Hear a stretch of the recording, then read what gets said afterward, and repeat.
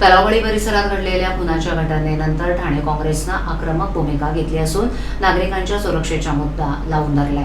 काँग्रेस पदाधिकारी आणि कार्यकर्त्यांनी पोलीस आणि महापालिकेच्या अधिकाऱ्यांसमवेत परिसराची पाहणी करत सुरक्षा व्यवस्थेचा आढावा घेतला। यावेळेला तलावडी परिसरात वाढत्या नशेडी, गर्दुले आणि संशयित व्यक्तींच्या वावराबाबत चिंता व्यक्त करण्यात आली।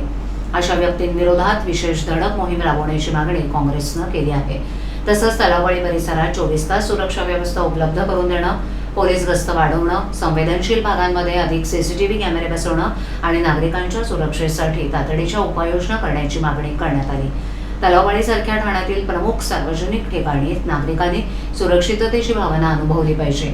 त्यामुळे प्रशासनानं या घटनेची गांभीर्यानं दखल घेत ठोस पावलं उचलावीत असं काँग्रेसच्या वतीनं सांगण्यात आलं।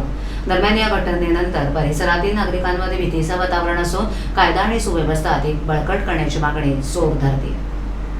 आमचं प्रशासनाकडे हेच मागणं आहे की मध्यवर्ती ठिकाणे अनेक लोकांची ये-जा या ठिकाणी असते।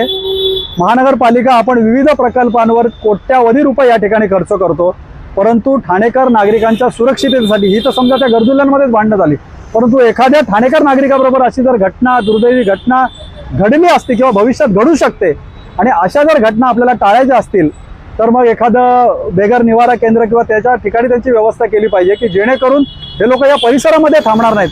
कारण इकडची जी बैठक व्यवस्था आहे त्यांनी असं जसं काही आरक्षित केलेलं आहे आणि आरक्षित करून प्रत्येकजण या ठिकाणी झोपलेला आहे। लोकांना बसायला सुद्धा या संध्याकाळच्या वेळामध्ये या ठिकाणी जागा नाही आहे।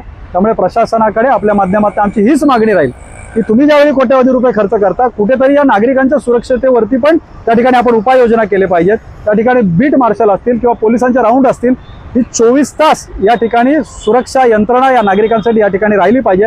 त्यामुळे कुठल्याही प्रकारच्या अशा घटना या परिसरामध्ये घडणार नाहीत आणि ठाणेकर नागरिक सुरक्षिततेपणे, महिला असतील, लहान मुलं असतील, या परिसरामध्ये वावरू शकतील।